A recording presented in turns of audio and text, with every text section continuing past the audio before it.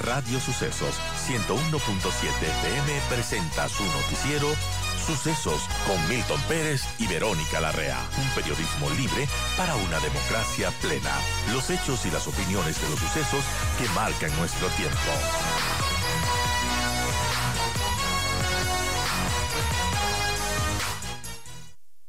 Bien, 8:47, saludamos a Ramiro García, abogado penalista. Doctor García, gracias por acompañarnos. La función judicial en este momento se puede decir que está completamente fracturada. Ya no solamente los jueces que dan impunidad, comentábamos hace un momento, los detenidos por el coche bomba en Quito de anoche, 3 tienen antecedentes penales, estuvieron presos y les dieron medidas sustitutivas. Ese es un tema de todos los días, pero si las cabezas no funcionan, si el órgano rector administrativo está cuestionado y cuestionado seriamente e investigado y posiblemente con medidas de cargo que van a presentar la fiscal en los próximos días, ¿qué esperamos? Buenos días, muchas gracias por la invitación. Un saludo para todos los oyentes. Bueno, en efecto, la falta de credibilidad en el Consejo de la Judicatura y en quienes lo integran termina impregnando y redunda en todo el sistema de la Administración de Justicia, en diferentes formas. Por un lado, una falta de confianza total de parte de la ciudadanía, y por otro lado, una sensación casa adentro de los jueces honestos que están a la deriva y que no tienen dirección, y de los jueces pillos de que estos momentos de inestabilidad son propicios para hacerse rico y lanzar cualquier cosa, emitir cualquier fallo. Entonces, por todo lado, esto es malo. El problema no radica en nombres, es decir, no es la cuestión de saquemos a Terán o saquemos a los 5 vocales, pongamos otros 5 y se ha arreglado la cosa, porque así no funciona. ¿Por qué? Porque no es un problema de nombres, no es un problema focalizado, no es un problema de individuos, es un problema sistémico, es un problema estructural. Y no queremos cambiar la cosa. Claro, en una corte como la constitucional, por ejemplo, ahí sí es un problema de nombres. Ahí el reto sistémico es elegir a los mejores. Y creo que de una u otra forma, de lo poco que tenemos todavía en pie y creíble dentro de nuestra institucionalidad, está la Corte Constitucional. En la justicia ordinaria, ahí estamos hablando ya de miles de jueces. Y claro, ya no funciona así. Ya no es cuestión de escoger a 9 buenos, porque para eso alcanza. Ya cuando quiero escoger 2.500 buenos, ya es un poquito más complicado. Y claro, ¿cómo se soluciona esto? Cambiando el sistema de selección de jueces.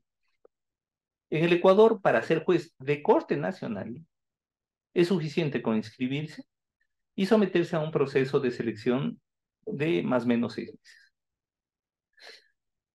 En España, por ejemplo, para ser juez de primer nivel, es decir, el juez de primera instancia, el más bajo, son de 5 a 8 años de clases, examinación y oposiciones.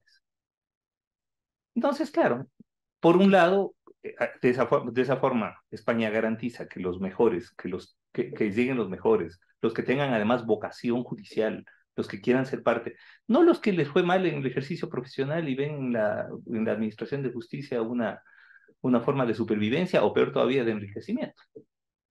Entonces, es un problema sistémico, es un problema estructural. Es un problema de estructura, pero por ejemplo, antes existía la Corte Suprema de Justicia, no el Consejo de la Judicatura. A ver, antes, cuando hablamos de antes, estamos hablando de hace 20 y pico años. Las cortes provinciales controlaban a los jueces inferiores, la Corte Suprema controlaba a las cortes provinciales. Y se elegían.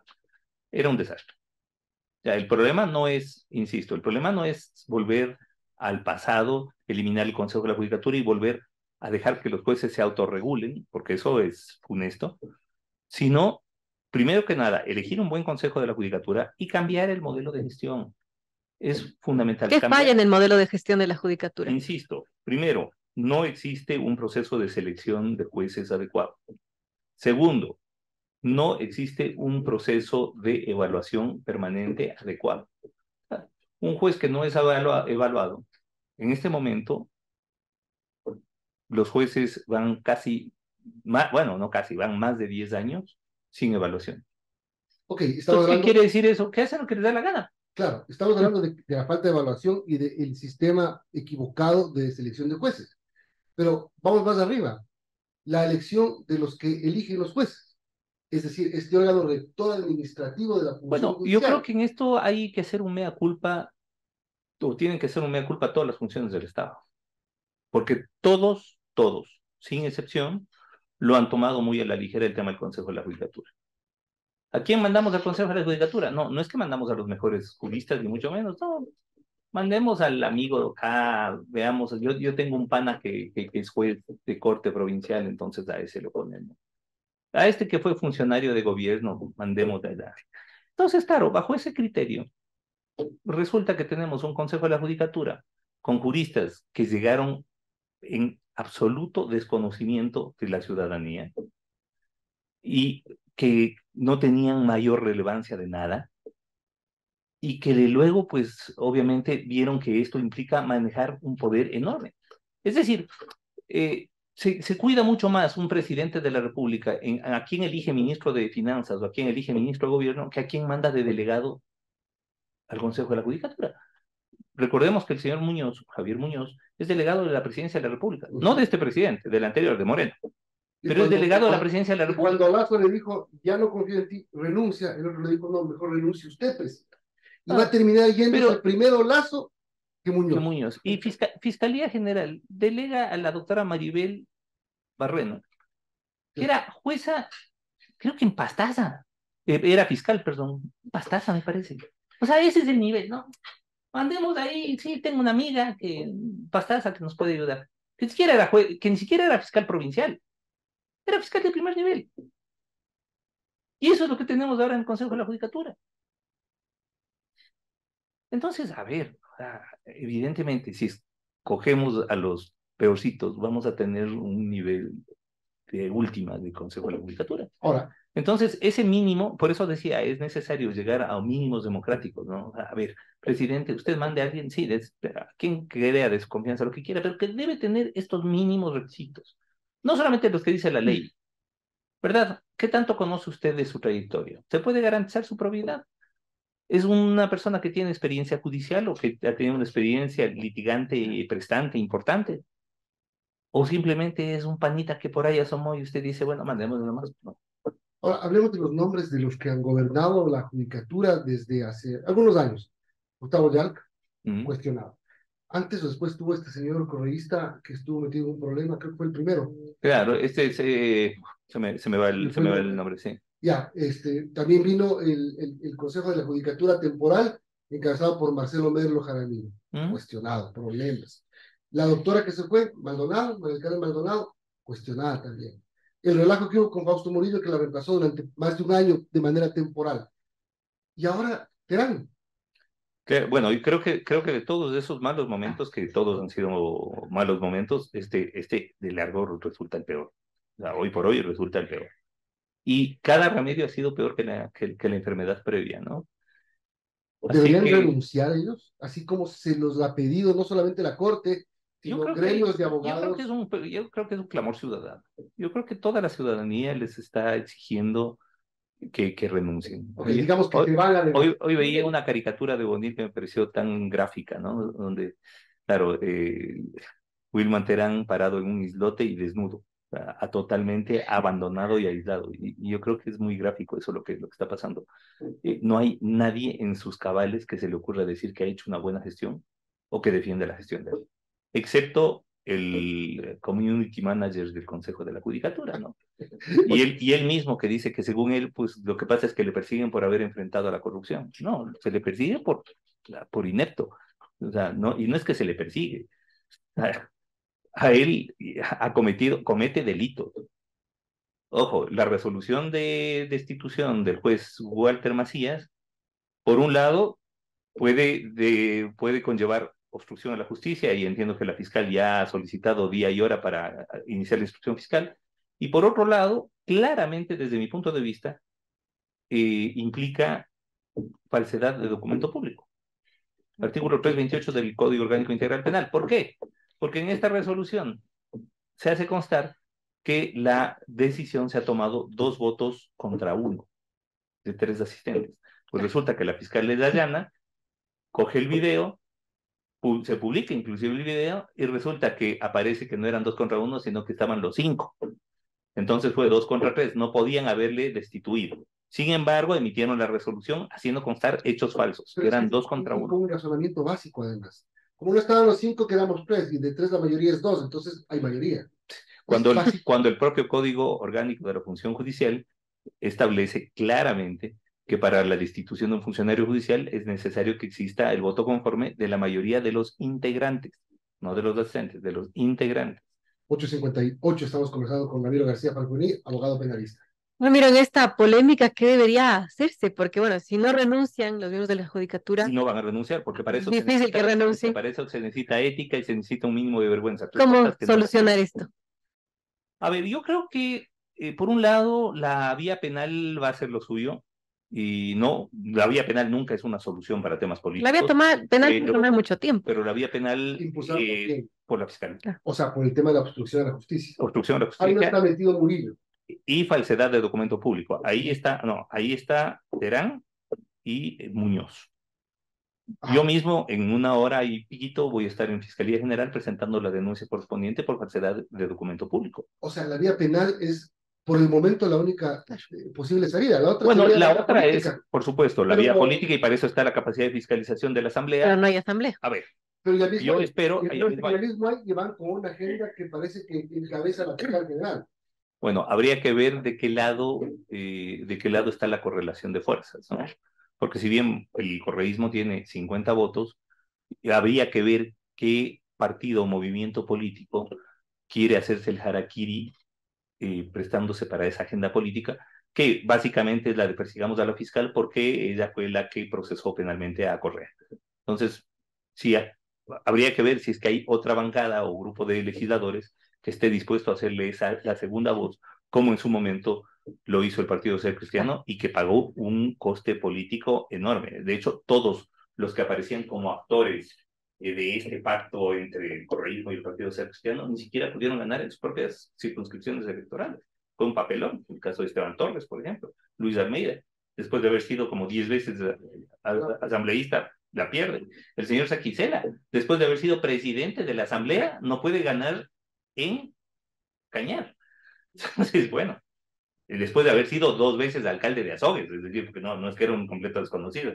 Es decir, fue tal el descrédito, fue tal el baño de lodo que se pegaron, que bueno, yo creo que esa va a ser una lección que la clase política y que los bloques legislativos van a tener que procesar. Habrá alguien tan pendejo como para decir, bueno, vamos a ponerle los votos para tirarnos abajo a la fiscal. Pero sí, siempre. Yo le veo complicado en este punto, porque, a ver, yo veo que la composición legislativa en esta vez va a ser bastante interesante, porque son como 30 votos de Construye, son como 30 asambleístas de Construye. Que podría ser menos, y que la repetición de las elecciones... Eso lo sabremos en esta semana. Y digo, lo sabremos en esta semana porque el Tribunal Contencioso Electoral tiene esta semana para resolver la apelación que presentó Construye. ¿Usted cree que se pueda bajar la decisión del CNE? Que sería lo lógico. A ver, hablemos de eso, a pesar que no era el tema. No, yo tenía previsto, porque quiero mencionarle el numeral 3 del 143. Sí. A ver, si se comprobare suplantación, alteración o falsificación del registro electoral o de las actas. A ver, primero, no puede haber alteración o falsificación de las actas de instalación de mesas porque es un voto telemático. Ya, ahí está. Ya. Y segundo, nadie ha alegado que ha habido alteración, falsificación o suplantación de registros electorales. Nadie. Exacto. Ni los más acérrimos críticos del Consejo Nacional Electoral. Nadie. ¿Por qué? Porque no ha existido eso. Lo que hubo son errores tecnológicos que impidieron que alguna gente pueda ejercer su derecho al voto. Punto. Eso es lo que ha habido. No más. El problema es que eso no está señalado como causal de nulidad en ninguna parte. Entonces no me puedo sacar de la chistera, como mago de fiesta infantil, una causal de nulidad que no existe, o peor todavía, como hicieron en este caso, tratar de meterle en esta causal con vaselina y calzador, a ver cómo es, ¿verdad? Pero hicieron eso, además, genios, se les cae el pretexto. Dijeron que hacían telemático porque no alcanzaban a repartir las papeletas, porque no iba a llegar el material electoral. Y ahora con el tiempo resulta que se alcanza. Se han podido. Se han Es podido. decir, pero no solo eso, sino que en circunscripciones como Latinoamérica se inscriben 10.300 para votar telemáticamente y vota el 100%. En Estados Unidos y Canadá se inscriben 24.000 y votan más de 17.000, es decir, más del 70%. Eso no tiene, por lo tanto, no tiene asidero ni siquiera en lo fáctico, peor en lo jurídico. Vuelvo y repito, ahora, si yo voy a implementar el voto telemático, lo lógico sería iniciar por reformas legales en donde se pueda prever qué pasa si lo tecnológico falla. ¿No es cierto? Entonces habrían podido poner una quinta causal en el 143 que diga cuando se hubiera comprobado que los errores tecnológicos impidieron a un porcentaje mayoritario de los electores acceder a su voto o acceder a la votación. Ya, esa causal de nulidad no existe hoy por hoy. Por lo tanto, no tenía ningún sentido de que traten de hacerle calzar, como sea, como digo, con vaselina y calzador, dentro de la causal de alteración, suplantación o falsificación de registros electorales, porque eso nadie ha alegado, porque no existe. Lo que existió, sí, y efectivamente, y fue evidente, fue errores tecnológicos en el acceso a la votación telemática. Punto. Pero eso no está establecido expresamente como causal de nulidad de la votación. Por lo tanto, aplicar el 143 en este caso no procede. Y yo creo, entonces, ante la pregunta tuya de si procedería que el Tribunal Contencioso Electoral se tire abajo la decisión del Consejo Nacional Electoral vía apelación, sí, sin duda. Y yo aspiro que eso pase, lo cual conllevaría que la próxima semana tengamos resultados definitivos y hasta mediados de septiembre tendríamos ya una asamblea caminando y funcionando. Bien, y claro, lo peor de todo es que dices, ¿cómo los fiscalizas? No puedes porque va a llegar la nueva asamblea, va a acabar esta época electoral y en febrero seguramente activan nuevamente el periodo electoral para el 2025, con lo cual no los puedes tocar. No solo eso, porque además hay un anuncio de parte de uno de los finalistas, de uno de los candidatos, de convocar una consulta popular, que la debería hacer además inmediatamente, lo cual le blindaría al Consejo Nacional Electoral. Pero claro, hay otros temas, ¿no? ¿Qué pasa con el Consejo de la Judicatura? ¿Qué pasa con el Consejo de Participación Ciudadana, que se está rogando funciones por todo lado?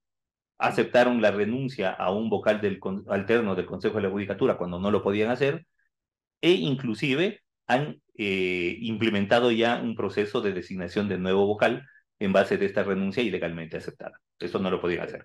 Por cierto, el día de antes de ayer, primicia, el juez de Montecristi, para variar, juez de Montecristi, acaba de resolver una acción de protección presentada por una señora que en redes sociales aparece como secretaria ejecutiva, la profesión, que a través de esta acción de protección considera que sus derechos de participación han sido vulnerados y que por tanto debería conformarse por parte del Consejo de Participación Ciudadana una veeduría para analizar la conformación de la Corte Constitucional. Es decir, van por la Corte Constitucional con una acción de protección emitida por el juez de Montecristi de Bandera. Ojo con esto. Y sobre esto, por supuesto, entre hoy y mañana, yo personalmente presentaré denuncia ante la Fiscalía General en contra de este juez por haber prevaricado. Y ojo, veamos qué pasa con el Consejo de Participación Ciudadana, porque si es que ellos, porque además esto es un sainete entre esta señora y el Consejo de Participación, si es que ellos se hacen los vivos con el cuento de, es que el juez lo decidió, estarían desconociendo las resoluciones de la Corte Constitucional y en ese caso cabría una acción de incumplimiento con petición de destitución por parte de la Corte Constitucional a los vocales del Consejo de Participación Ciudadana. Es decir, están queriendo hacer lo mismo que el cura Tuárez y su combo, pero por otro caminito quisieron cogerse un chaquiñán, hacerse los vivos, hacer que una persona que ni siquiera vive en Montecristi, presente en Montecristi, porque además de esta señora vive en Puerto Viejo, respecto de un acto que fue emitido en Puerto Viejo, ¿cómo así lo presentan en Montecristi? No, es que tenían que presentarlo ante un juez de Puerto Viejo. No, como sabían que hay un juez kamikaze en Montecristi y que los del Consejo de la Judicatura no hacen nada, pese a que ya existe inclusive declaratorias superiores de error inexcusable, pues entonces por ahí se fue. Qué grave.